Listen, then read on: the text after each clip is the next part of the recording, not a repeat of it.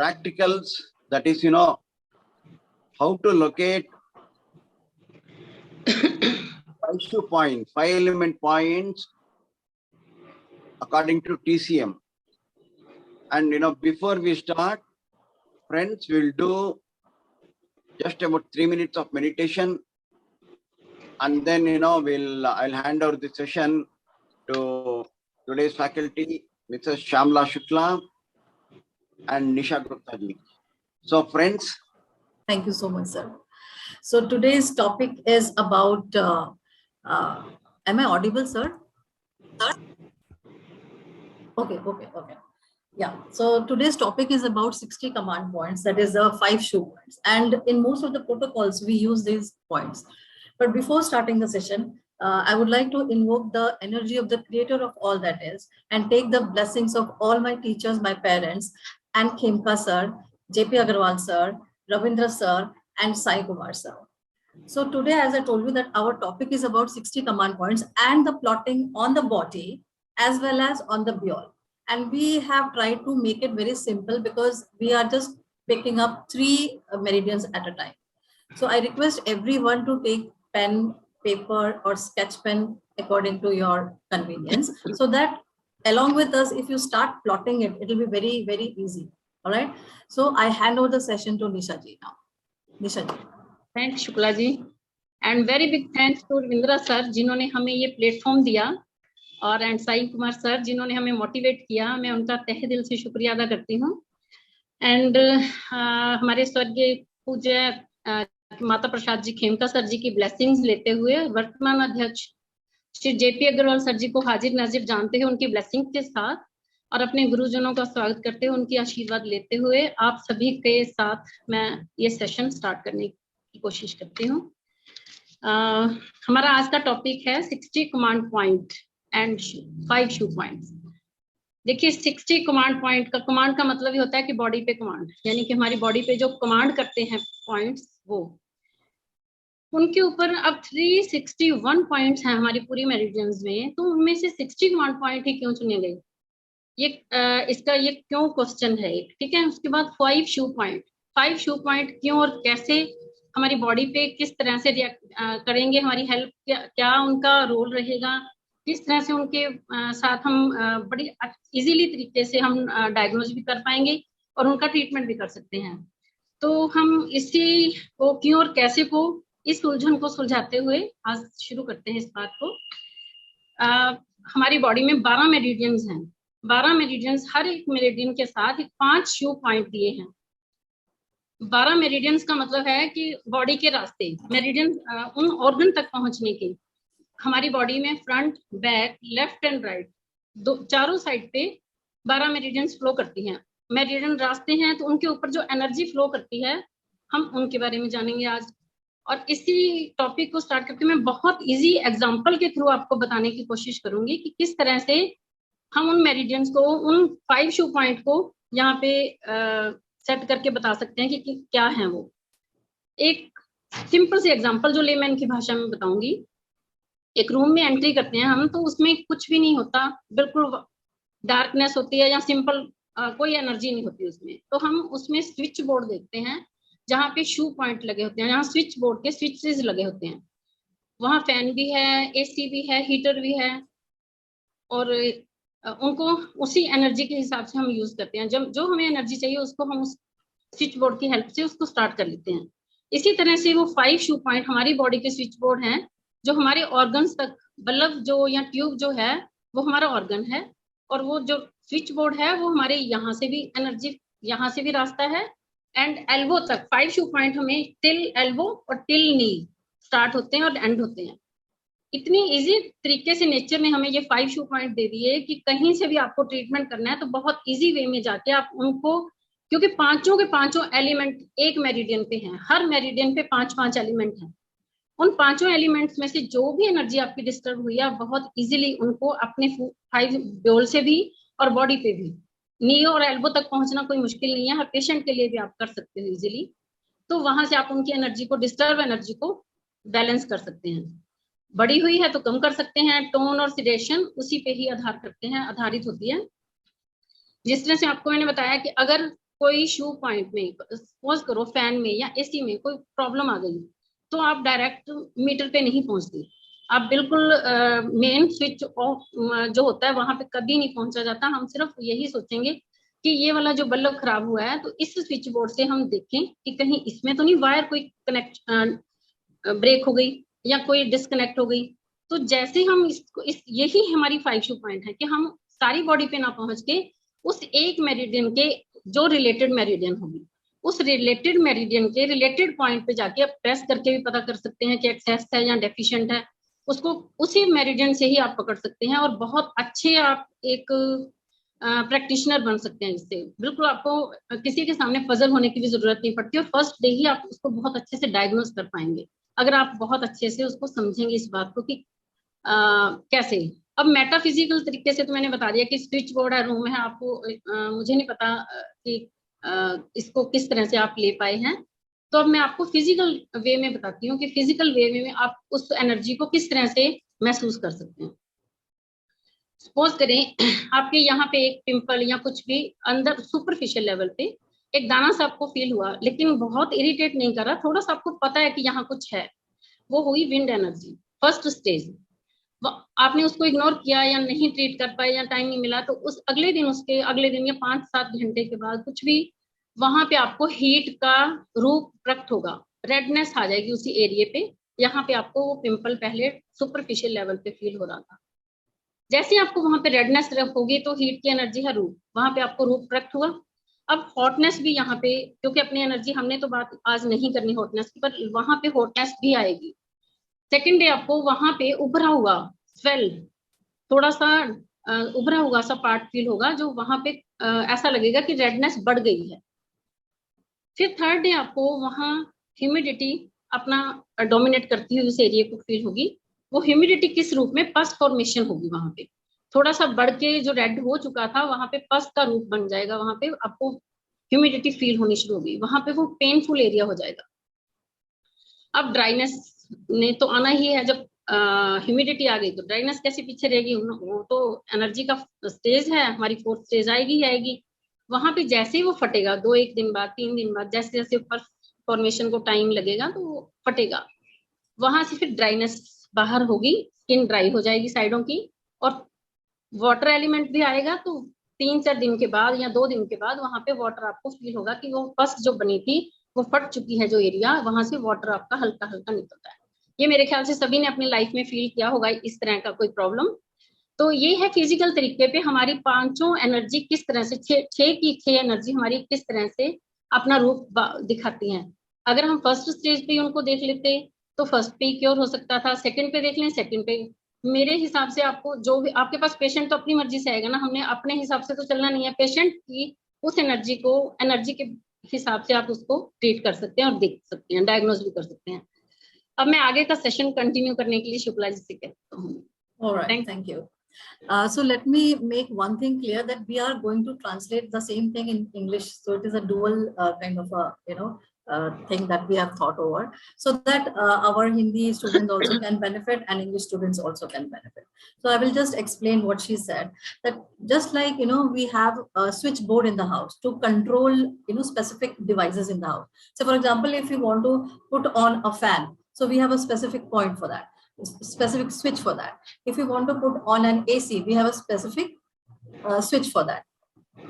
Are you getting me? So basically what happens, we have 12 meridians, front, back, and on the sides. So for all the meridians, for each meridian, we have these 5 switches. Now, what are these 5 switches? These 5 switches are the 5 elements on which we can work. And when the 5 elements, when they get imbalanced in the body, this is how the disease develops. All right. So God has given us these 5, shoe points, that they are also called as shoe points. So these are 5 element points. So now what we are going to do is, we are actually going to demonstrate only the plotting today, and we have picked up only 3 meridian today. That is lungs, pericardium, and heart. So that it is easy to be in sequence and it is easy to understand that. So as far as I know, I'm sure I am able to explain it to you, that these 5 shoe points are the 5 element points, and we have total 12 meridians. So in all, we have 60 points, 60 switches. So they are also called as command points. I would call it as 60 switch points. So whenever we need, we can just put on that switch. Whenever we don't need, we can put it off. This is what is called tonification and sedation. So for further explanation and the point location on the body, I would invite Nisha ji again. Very well said, Shyamala ji. Thank you so much. हम अभी शुरू करते हैं. मैं आपको body पे बताती हूँ. लंग्स की एनर्जी को स्टार्ट करते हैं हम. हमें पता है कि उसका लंग्स का एलिमेंट जो है वो वुड एलिमेंट क्या है, Lu11, एंड उसकी एनर्जी है विंड. ठीक है, वो ग्रीन कलर को रिप्रेजेंट करता है. तो Lu11 जो है हमारा, देख पा रहे होंगे आप सभी, ये वाला एरिया है. देखिए मैंने डॉट लगाया. Priyanka ji, if you could just pin Nisha ji so that it is like, the points can be visible. Priyanka ji, I don't know how to do it actually. Lu11, ठीक है. आप बहुत अच्छे से, अगर इनको मैं आपको बहुत इजी वे में कोशिश करती हूँ. बिल्कुल कॉर्नर ऑफ द नेल, ठीक है, कॉर्नर ऑफ द नेल, ये हमारा Lu11 पॉइंट है. इससे रिलेटेड डिजीज हम नेक्स्ट सेशन में बताएंगे कि किस किस तरह से इनसे हम कैसे एनर्जी को बैलेंस कर सकते हैं. Lu11, उसके बाद ऐसे चलते आएंगे. ये वाला एरिया यहाँ पे मार्क करना जरूरी है. उसके बाद इस एरिया को मार्क कर लेना. देखिए इसके और इसके बिल्कुल सेंटर में बॉर्डर लाइन, जो स्किन चेंज होती है जिस जगह, उस बॉर्डर लाइन पे सेंटर में हमारा ये Lu10 पॉइंट है. ये देखिए, इसको आप प्रेस करके देखेंगे तो मोस्टली यहाँ पे पेनफुल एरिया होता है. जिनको फ्रोजन शोल्डर या शोल्डर की कोई भी दिक्कत, किसी भी तरह की शोल्डर की रोटेशन में दिक्कत है ना कुछ पे, तो ये वाला एरिया उनके लिए बहुत ही इफेक्टिव होता है. इस पे जरा सा प्रेस करने से उनको बहुत सीवियर पेन मिलेगी. और देखिए यहाँ पे मैं पॉइंट लगा देती हूँ बिल्कुल इस एरिया पे, 11 एंड 10 यहाँ मार्क करके और यहाँ मार्क करके आप इस एरिया को लोकेट कर सकते हैं बहुत इजीली. Lu10 को, Lu10 फायर एनर्जी है और ये हीट इसकी एनर्जी है, फायर एलिमेंट है. अब हम चलते हैं अपने नेक्स्ट थर्ड पे, जो सोर्स पॉइंट अर्थ पॉइंट भी है, Lu9. देखिए यहाँ पे आपको एक बोन के बीच में डिप्रेशन, टेंडन के साथ ही डिप्रेशन दिखाई देगा. आप इसको फील करके देखिए, बिल्कुल इसके साथ रिस्ट पे. ये है हमारा Lu9. बहुत नीचे नहीं आना. Lu11, Lu10 and Lu9.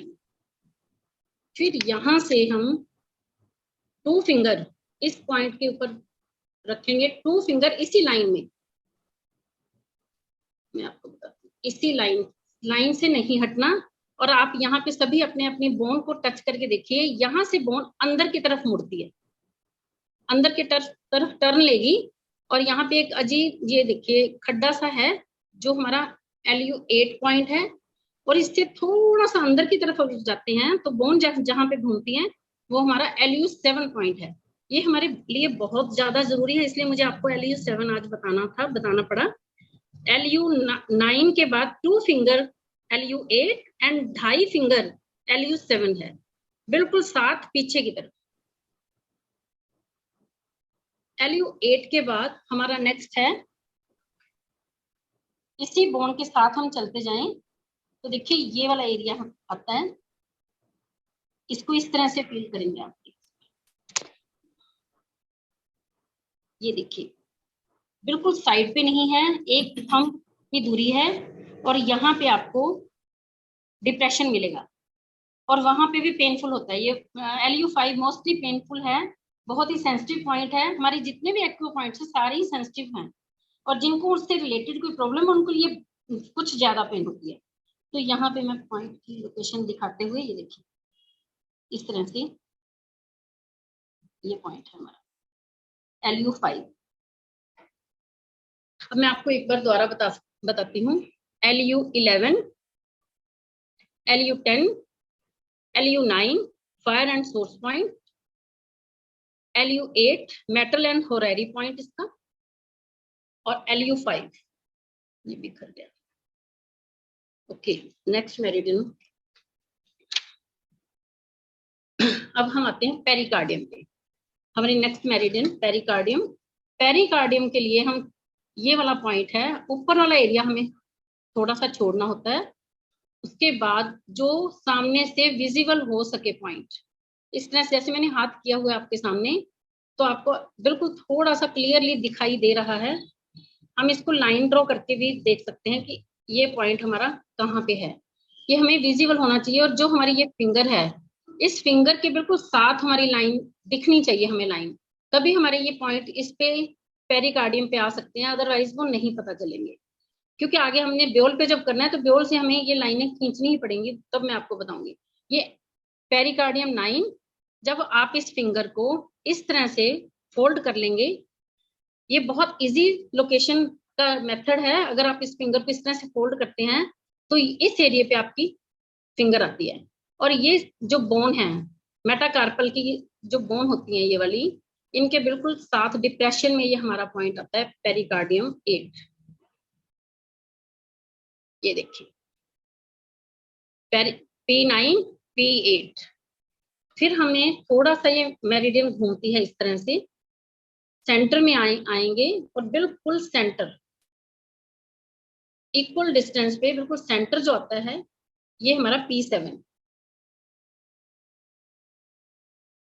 Point. P7 के बाद P5। यहां से आप 4 फिंगर अपनी रखेंगे तो स्मॉल फिंगर यहाँ पे आपकी आती है, ये है हमारा P5। लेकिन इसको 3 फिंगर पे अगर आप रखते हैं तो ये P6 होगा, और 4 फिंगर रखते हैं तो P5 होगा। ये P5 बहुत इजी है लोकेट करना, इस तरह से आपको बड़े आसानी से पता चल रहा होगा। मैं अभी आपके निशान लगा के बताती हूँ। ये है P5। इसके बाद हम एल्बो पे पहुंचते हैं। आप जब एल्बो पे पहुंचेंगे तो इसको आपको इस तरह से फोल्ड करना पड़ेगा, तो यहाँ आपको टेंडन फील होगा। Small finger at joining ring finger वाली साइड पे आपको टेंडन ऐसे फील होगा। आप अपने अपने बाजू पे फील करके देख सकते हैं। टेंडन के थोड़ा सा नीचे इस साइड, ये देखिए हाथ मेरा, टेंडन के बिल्कुल नीचे, बहुत बिल्कुल साथ ही टेंडन पे ये हमारा P3 पॉइंट है। ये देखिए यहाँ पे मैंने निशान लगाया है P3। एक बार फिर से दिखाती हूँ आपको सभी। P9 सामने से देखिए दिख रहा है, P9 P8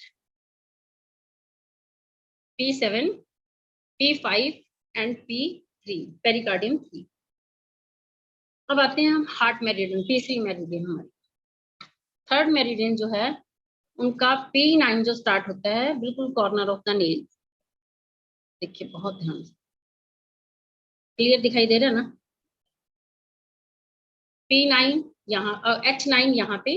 इसके बाद आपने यहाँ पे भी फिंगर को फोल्ड करना है। हमारी फिंगर ऑटोमेटिकली P8 पर पहुंच जाती है, H8 पर पहुंच जाती है, H8। ये देखिए यहाँ से आपको बीचों बीच ये वाला एरिया, इस बोन मेटाकार्पल बोन और इस बोन के बिल्कुल बीच में, यहाँ पे हमें अपना H8 पॉइंट मिलता है। H8 पॉइंट का मैं रिजल्ट देख चुकी हूँ। मेरे एक पेशेंट थे, उनके ऊपर हुआ, उनको पता नहीं था कि उनको क्या पेन है, किस तरह की पेन है, तो वो बहुत पसीने पसीने स्वेटिंग हो रही थी, उनको बहुत ज्यादा पल्पिटेशन बैठे बैठे ही हो रही थी। तो उनका ये पॉइंट हमने प्रेस करना स्टार्ट कर दिया इमीडिएटली, और उनको बहुत सीवियर पेन थी। फिर उनको हॉस्पिटल जाने का 12-13 घंटे मौका मिल गया। डॉक्टर ने कहा कि आपको हार्ट अटैक हुआ था लेकिन आप बच गए हैं, और उनका ट्रीटमेंट हुआ। तो ये पॉइंट इतना काम करता है, आपको बड़ी मुश्किल वाली हालात से, बाथरूम में डेथ ना हो जाए उससे बचाया जा सकता है। एकदम से आपको पता चल जाए तो उनका ये पॉइंट प्रेस कर सकते हैं। इसके बाद H8 के बाद हमारा पॉइंट है H7। H7 कॉर्नर में नहीं जाना बिल्कुल, ये बहुत ही प्यारा पॉइंट है। ये देखिए यहाँ पे एक डिप्रेशन है, डिप्रेशन में आपने ये H7 को लोकेट करना है। H7 के साथ 6, 5, 4 एक जैसे पॉइंट है, पर 2 फिंगर आप अगर इस तरह से लेके चलेंगे तो यहाँ पे H8 के सॉरी ये लंग्स 8 के बिल्कुल सामने, इजी लोकेशन के हिसाब से बता रही हूँ कि लंग्स 8 के बिल्कुल सामने यहाँ पे आपको H4 पॉइंट मिलता है। H4 एक ही लाइन में। H4 के बाद हम आते हैं फिर से H3 पे। H3 की लोकेशन देखिए, ये इस तरह से आप फोल्ड जब करते हैं तो यहाँ पे डिप्रेशन है एक, ये वाला डिप्रेशन में आपको काफी पेन फील होती है। हल्की सी भी, हल्का सा इसको प्रेस करेंगे तो पेन ही पेन मिलती है। हल्की फुल्की पेन तो हर एक को होगी यहाँ पे। तो ये हमारा H3 है। यहाँ पे देखिए पॉइंट की लोकेशन आप बहुत अच्छे से देख लें कि इसको आप प्रेस करके देखेंगे, जहां आपको गड्ढा फील होगा और इस थोड़ी सी बोन यहाँ पे फील होती है, वो हमारा H3 पॉइंट है। इस तरह से सामने से देखेंगे, देखिए ये है पॉइंट की लोकेशन, ये है आपका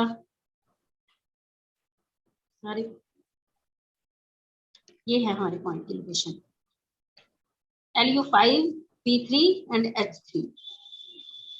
ठीक है, आई होप कि आपको अच्छे से पता चला होगा। अगर किसी पॉइंट की लोकेशन में आपको प्रॉब्लम आई है या नहीं पता चला तो आप शुक्ला जी आपको पीपीटी के थ्रू अभी आपको और क्लैरिफिकेशन देंगी, उससे आपको क्लियर हो जाएगा। अगर फिर भी क्लियर नहीं होता तो आप सेशन के लास्ट में हम क्वेरी सेशन रखेंगे, या फिर आप किसी भी तरह से लिख के रख लें, ग्रुप में भी डाल सकते हैं, तो आपकी हर प्रॉब्लम को, हर क्वेरी को सॉल्व किया जाएगा। Thank you so much. Continue Shukla ji. So for that, let me share the PPT.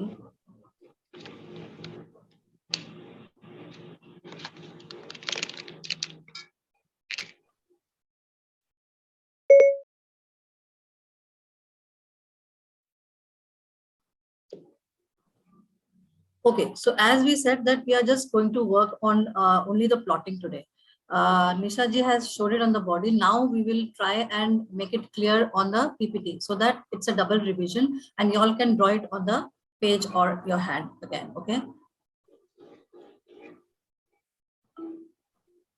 So see here we have LU11 just at the base of the nail, and this is a wood point, as Nisha ji already said.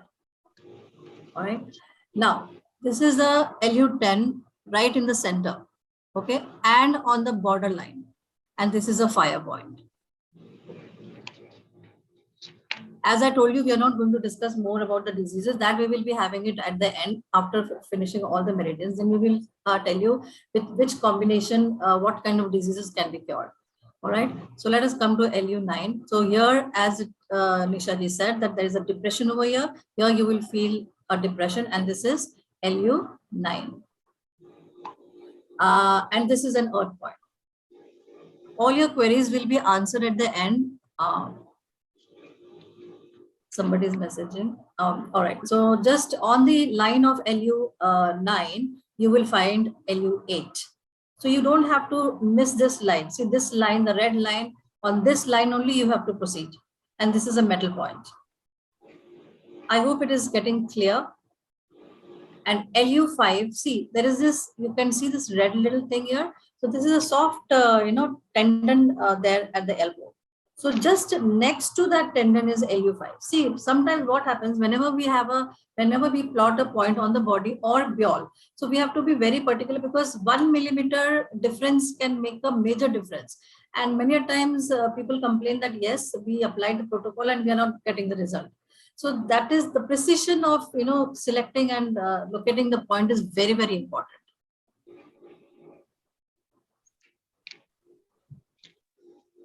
Now let us talk about pericardium. So this is P9. So when you, locate P9, it should be visible when you put your hand straight here, okay? And this is a wood point. This is P8. In a very beautiful way, Nisha ji explained, and you can remember it. You just fold your middle finger, wherever the tip touches, that is P8. And this is a fire point. And on the same line, you have to go proceed on the wrist, there we have P7.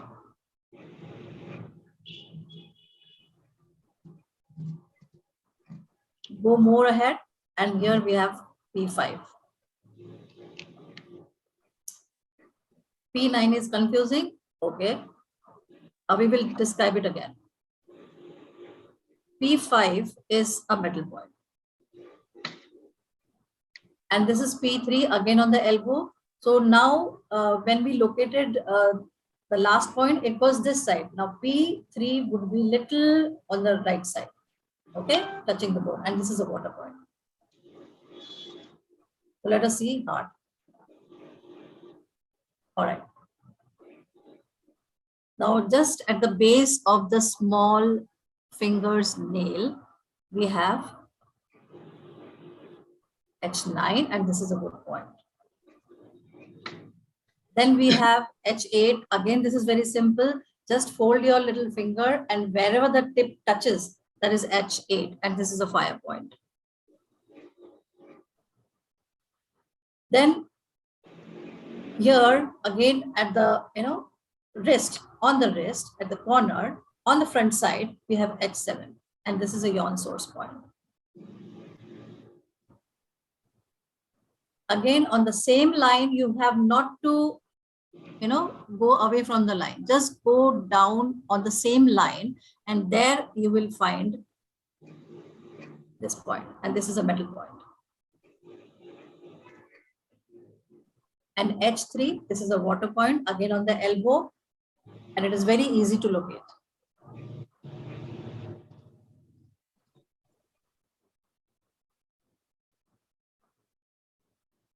All right. So before we proceed, now we are going to show you the plotting on the Buell.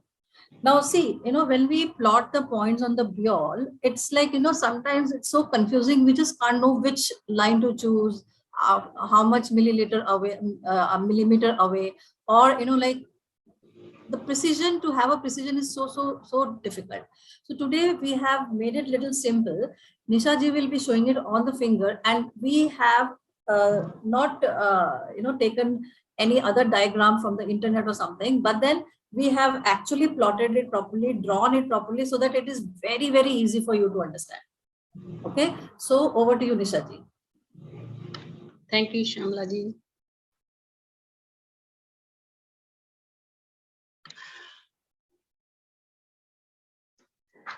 Thank you Shyam Shukla जी.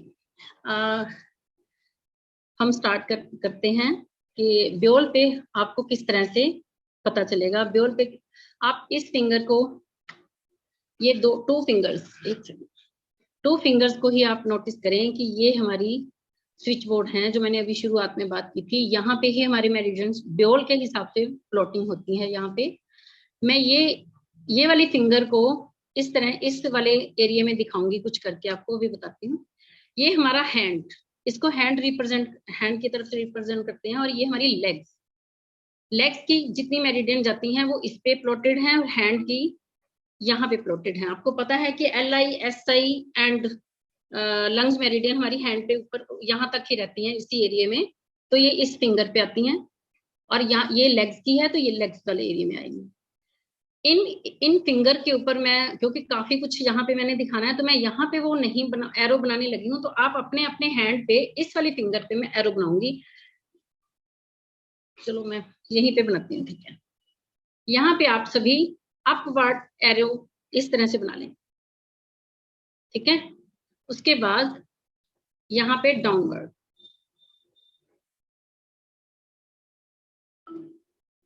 उसके बाद यहाँ पे फिर से upward, फिर से downward. Two fingers, यहाँ upward, यहाँ डाउनवर्ड, यहाँ अपवर्ड, यहाँ डाउनवर्ड. अब हम मेरिडियंस के बारे में बात करते हैं कि किस तरह से. देखिए, आपकी heart, lungs, heart, pericardium and lungs यहाँ से जाती हैं, और यहाँ से वो अपवर्ड होती हैं. यहाँ पे आके खत्म हो जाती हैं। यहाँ से फिर नेक्स्ट 3 मेरिडियंस यहाँ से शुरू होती हैं और यहाँ पे डाउनवर्ड आते हुए यहाँ से जाके वो फेस पे खत्म हो जाती है, triple warmer, LI and SI। और यहाँ से फिर 3 मेरिडियन स्टार्ट होती हैं, UB, GB एंड स्टमक। यहाँ से स्टार्ट होके वो इस तरह से बैक साइड से जाके यहाँ अपवर्ड जाती है, यहाँ पे वो खत्म हो जाती है। अगर आपने इस तरह से बहुत ध्यान से इसको समझा तो आप लाइफ में कभी भी मेरिडियंस के फ्लो को भूलेंगे नहीं, और ये फ्लो आपके हमेशा काम आएगा। आपको फ्लो के बारे में हमेशा पता होना चाहिए कि किस तरह से आप, कौन सा अपवर्ड है, कौन सा डाउनवर्ड है, कौन सा फिर अपवर्ड है, कौन सा डाउनवर्ड है। यहाँ पे हमने वो मेरिडियन, यांग ऑर्गन की जो मेरिडियन थी वो हमने खत्म कर दी, और यहाँ से हमारी लीवर, स्प्लीन एंड किडनी, उनकी एनर्जी का फ्लो स्टार्ट होता है। तो यहाँ ऊपर से फर्स्ट नंबर से स्टार्ट होके वो इस तरह से जाती हैं और फिर पूरे बॉडी में हमारे यहाँ चेस्ट एरिया पे आके खत्म हो जाती है। ये है हमारा बॉडी का मेरिडियंस का फ्लो। अगर आपको भी एक बार में मैं और बताती हूँ ताकि आपको अच्छे से पता चल जाए। एक सेकंड देखिए, अपवर्ड, डाउनवर्ड, फिर अपवर्ड, फेस पे आके खत्म, फिर फेस से 3 मेरिडियन, यांग मेरिडियन को हमने उठाया, यहाँ से अपवर्ड, यहाँ पे आके खत्म, और यहाँ से 3 मेरिडियन स्टार्ट और यहाँ डाउनवर्ड जाते हुए पूरी बॉडी में फ्लो। यांग है एरिया, आपको पता है कि इन है हमारा, तो इन मेरिडियन की बात हम कर रहे हैं इस टाइम। आज हम इन मेरिडियन की बात कर रहे हैं, तो हम इस एनर्जी को लंग्स की, हार्ट की एंड पेरिकार्डियम की, इस एनर्जी के फ्लो की बात करेंगे। यहाँ से ही स्टार्ट करते हैं। अगर आपको फ्लो के बारे में कोई कंफ्यूजन है तो आप हम करके बता सकते हैं या मैसेज करके बता सकते हैं, मैं अगेन बता दूंगी। तो क्लियर है तो ओके, क्लियर? कोई एक मैसेज कर दें फिर मैं आगे बढ़ूँ। It is clear, Nisha ji, you can go ahead. Okay, देखिए अब हम बात करेंगे तीनों मेरिडियंस की, जो हमारा आज का टॉपिक है। तो उसके लिए हमें यहाँ पे लाइन ड्रॉ करनी पड़ेगी, क्योंकि मैं लाइन ड्रॉ करने के हिसाब से ही आपको बताना चाहती हूँ ताकि एक्यूरेट पॉइंट आपको लोकेट हो सके।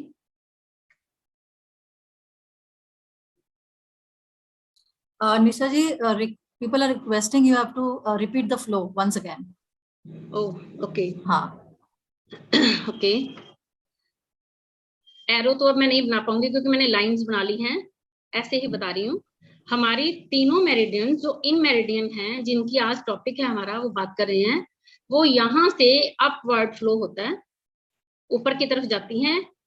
H1, P1 एंड वो यहाँ डोर्सम एरिया से स्टार्ट होती हैं सारी की सारी, LU1, ठीक है। अपवर्ड फ्लो होता है और यहाँ पे आके उनका एंड होता है। नर्व एंडिंग भी होती है यहाँ पे, हमारे पूरे ये जिंगल पॉइंट जो है इनमें नर्व एंडिंग है। तो ये फ्लो हमारा ऊपर, इनका फ्लो यहाँ पे आके खत्म होता है, ऊपर की तरफ जाती है। फिर 3 यांग मेरिडियन जो हैं वो वहां से फ्लो स्टार्ट होता है और नीचे की तरफ जाती है। नीचे की तरफ जाके उनका फेस पे, हमारे सभी को पता है कि फेस पे ही उनका एंड है, तो ये हमारा फेस है, ठीक है, एक्यूप्रेशर के हिसाब से। तो यहाँ से वो मेरिडियन फ्लो करते हुए इस साइड इस तरह जाती हैं और फेस पे आके एंड हो जाता है उनका। वो 3 मेरिडियन आपको पता है, आगे चल के बताएंगे, मैं एक बार बता चुकी कि कौन सी हैं तीनों, ठीक है। फेस पे एंड हो जाता है उनका।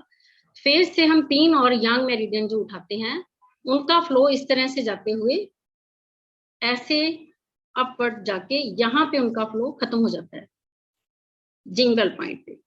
यहाँ से फिर 3 इन मेरिडियंस हमारी स्टार्ट होती हैं, उनका फ्लो डाउनवर्ड जाते हुए 1 पॉइंट से SP1, liver 1 and kidney 1 and liver 1, यहाँ से उनका फ्लो डाउनवर्ड जाके हमारी चेस्ट एरिया पे जाके खत्म हो जाता है।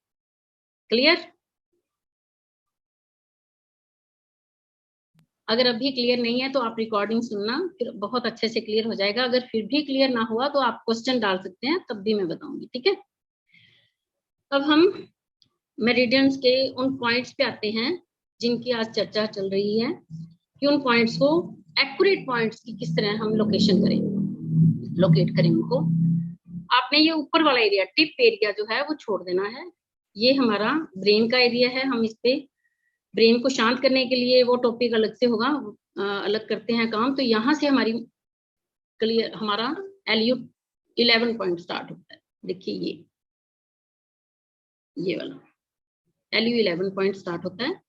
आपने सेंटर में इस तरह से, ये वाली लाइन सेंटर में इस तरह से लाइन ड्रॉ करनी है। उसके बाद जो नीचे वाली लाइन इक्वल डिस्टेंस से, ये वात जॉइंट से लेके ऊपर तक के इक्वल डिस्टेंस से हमने ये इस वाले और इस वाले जॉइंट से बिल्कुल बीच में एक लाइन ड्रॉ करनी है। हमारा जो LU 10 पॉइंट है ना, वो इस लाइन से स्लाइटली ऊपर आता है, बिल्कुल सेंटर वाली लाइन के नीचे, और जो मिडल लाइन है ये खींची हुई बीच वाली इसके थोड़ा सा साथ में, ये LU 10 पॉइंट है। देखिए बहुत गौर से देखिए, ये है हमारा वात जॉइंट और ये है हमारा सेंटर ऑफ द फिंगर। वात जॉइंट और सेंटर के बिल्कुल बीच में LU 10। ठीक है, अब आ गया LU 9। LU 9 हमारे वात जॉइंट के ऊपर आएगा, ये वाला। निशा जी एक बार और रिपीट कर दीजिए, और थोड़ा धीरे धीरे। ओके ओके, देखिए LU 11, ये है हमारा LU 11 जो हमने ये लाइन ड्रॉ की है इस वाले एरिया से नीचे, ये वाला ब्रेन का एरिया जो मैंने बताया था, इस वाले एरिया के नीचे जो हमने ये लाइन ड्रॉ की है, ये है हमारा LU 11 पॉइंट। ठीक है, अब हम आप सभी मैसी करें अपने हाथों को, आपको पता चलेगा, उससे ही आपको पहचान होगी कि किस तरह से आपने लोकेट एक्चुअल पॉइंट को करना है। अगर आप ग्रुप में डाल सकें अपने हैंड्स को तो प्लीज जरूर क्लिक करके बताना।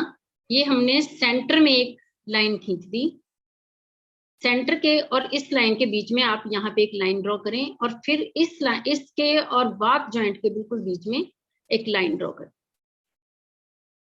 इस तरह से हमारी 1 2 3 4 वात जॉइंट के साथ मिलकर 5 लाइन हो गई।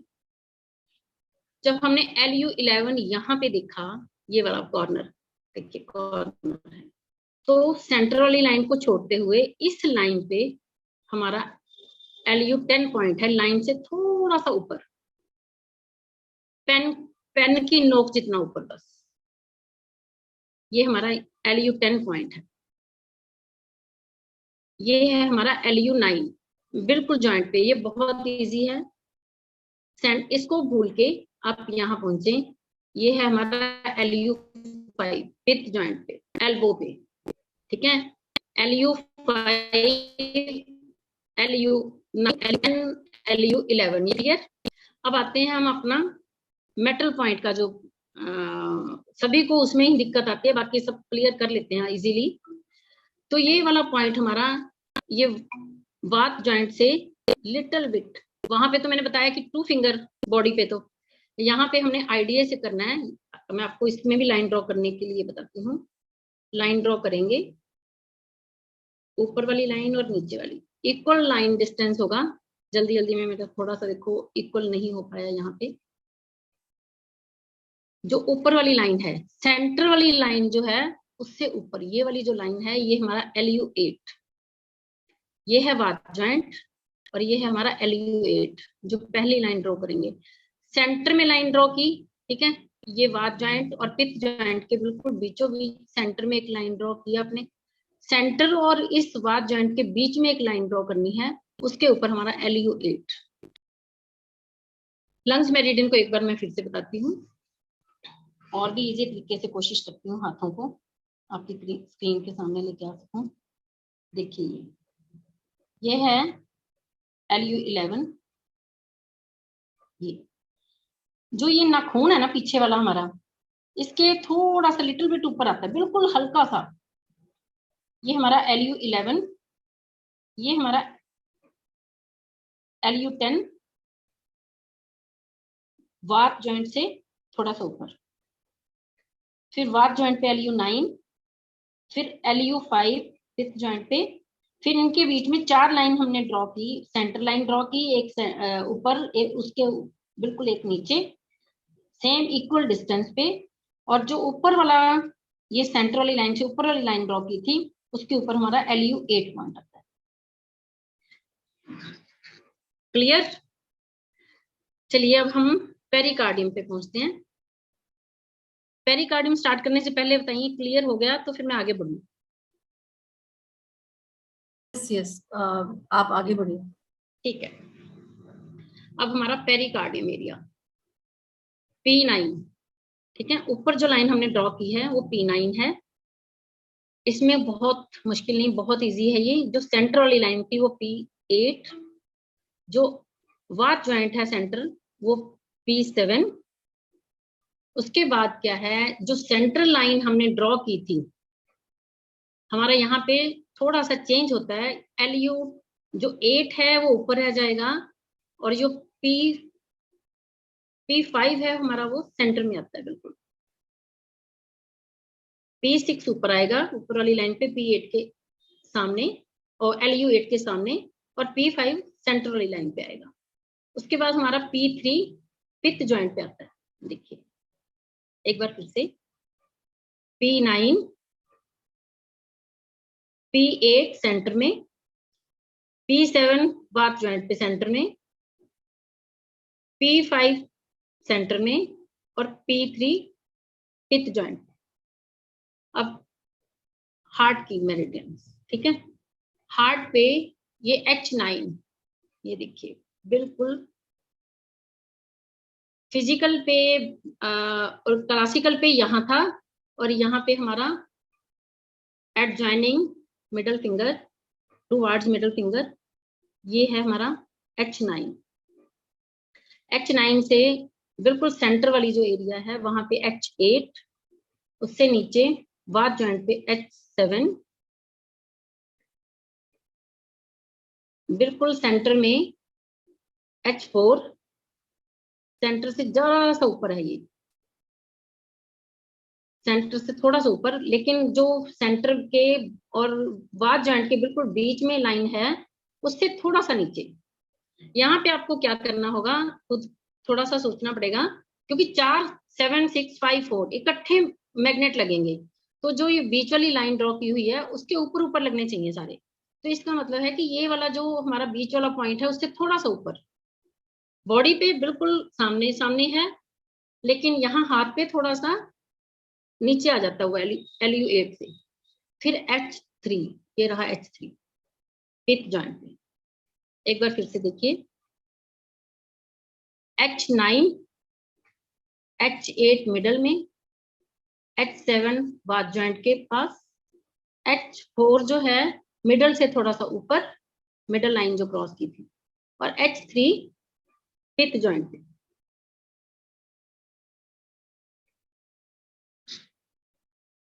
कोशिश की है मैंने कि ब्योल पे आपको बहुत अच्छे से बता पाऊं।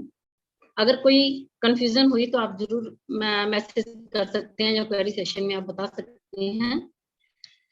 कंटिन्यू शुक्ला जी, वो मेरे आपको पीपीटी पे बताएंगी अभी। So I hope it is clear to everyone. But then I will be showing it to you on the finger drawn on a paper, so that it's a revision again. So just give me some time, I will share it with you.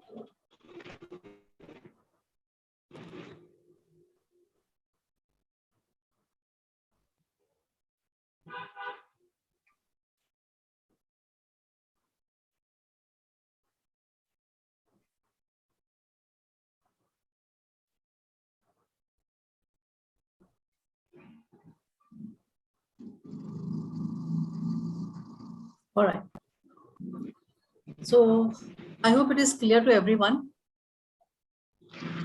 Yes.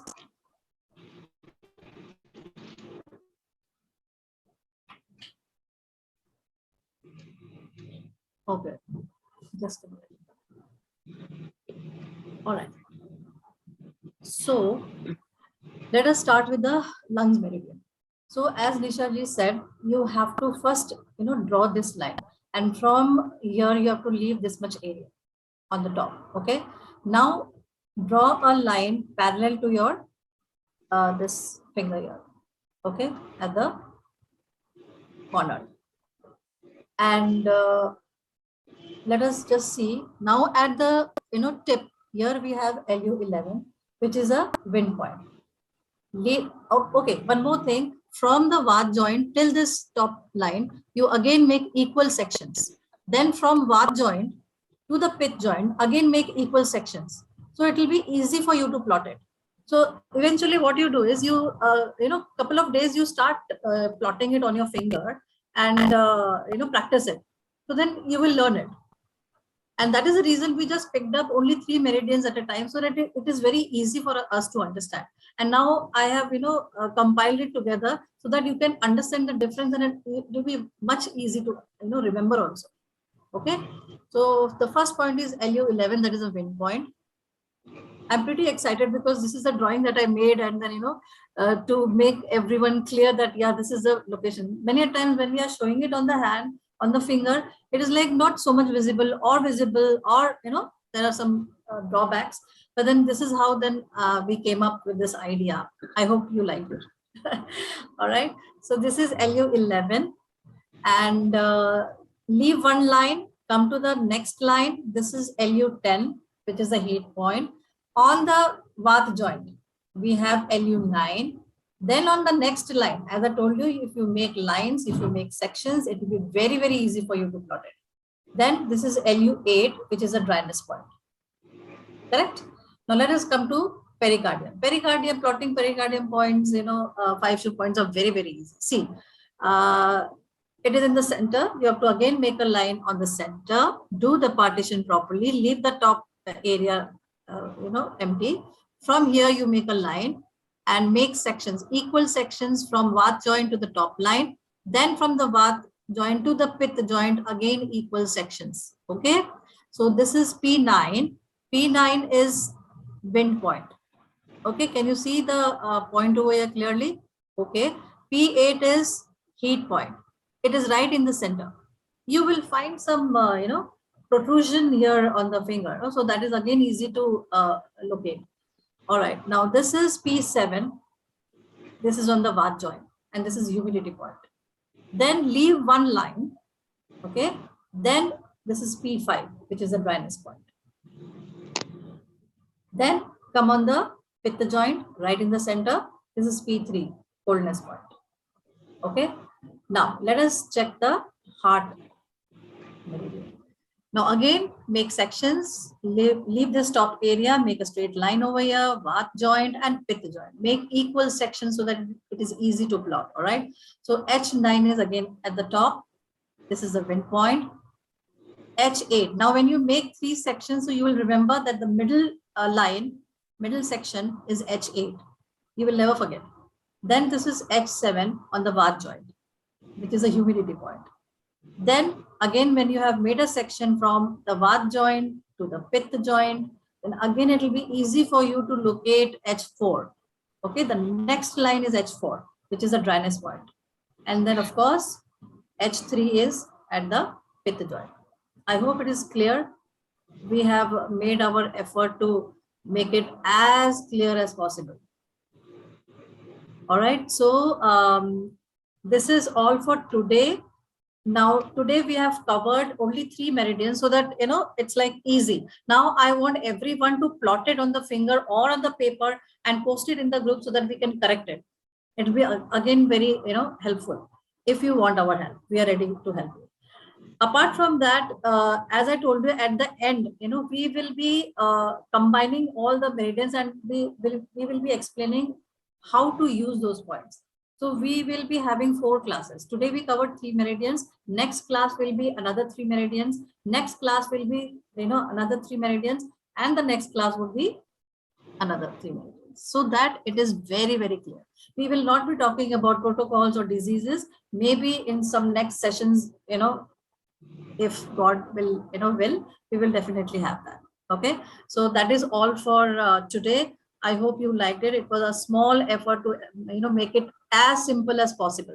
I know there are hundreds and thousands of books and thousands of photos on the Google and internet, but it is very difficult to actually see it, and then do it, because then there's a lot of confusion. Some say the H8 is here, some say H8 is up, down. So this is what we came up with, that look at this, this is it, so that it is clear. Any kind of confusion, if there is, you can post it in the group so that we can answer them. All right. So over to you, Nisha ji.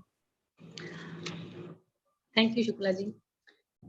देखिए शुक्ला जी ने सभी आपको सब कुछ बताया है, सभी clear हो गई है हर चीज हर बात। अगर आपको अच्छा लगा तो एक मैं समझती हूँ कि एक आप लोगों को होमवर्क दिया जाए ताकि उसको आप करें और ग्रुप में डालें। ग्रुप में हमें पूरा मैसेज करें अपने हैंड्स को और बहुत क्लियरली हमें बताएं कि आपको कहाँ कहाँ क्या क्या किस किस तरह से मेरिडियंस को लोकेट किया है। अगर हमें ठीक लगा तो ओके, नहीं लगा तो हम करेक्शन करेंगे किसी भी तरह से। नेक्स्ट वीडियो में हम नेक्स्ट क्लास में हम कोशिश करेंगे कि आपको उनके रिलेटेड जितनी भी डिजीज होती हैं, जिस तरह से भी डिजीज को डायग्नोस कर पाए हम इजी वे में, पेशेंट को सामने से आते हुए देख के ही आपको उस के रिलेटेड प्रॉब्लम पता चल सके। तो ये नेक्स्ट सेशन में हम कोशिश करेंगे। I will try my best. मैं और शुक्ला जी हम अच्छे से चाहेंगे, अगर कोई गुस्ताखी हो या नहीं समझ आया हो तो सॉरी, आप दोबारा से ट्राई करेंगे हम, ताकि आपको मैं ये चाहती हूँ कि बहुत अच्छे से सभी मिलके चलें, सभी मिलके एक दूसरे का साथ हाथ पकड़ के हम आगे बढ़ें। जो खेमका सर ने और जेपी सर ने और रविंद्रा सर ने कदम उठाया हुआ है उनकी एनर्जी को आगे बढ़ाएं और उनको देखते हुए हम आगे बढ़ें और अच्छे तरीके से अपने संस्थान का भी नाम रोशन करें। Thank you so much. Continue Shukla ji. All right. Thank you, Ravindra sir. Thank you, Priyanka ji, to help us. Sir, thank you. Thank you. Madam, it is the other way around. We should thank you because you have done your job in an excellent manner. Thank you, sir. We tried Very our simple, best. easy to understand. Everybody, as you know, I'm sure have enjoyed the session. More than that, clarity has been given, and we'll certainly continue. In the days to come for all, all the meridians elaborately. You can take your own time. I'll provide you the platform, madam. Thank It you, is sir. of immense help to all the students. Great. So, in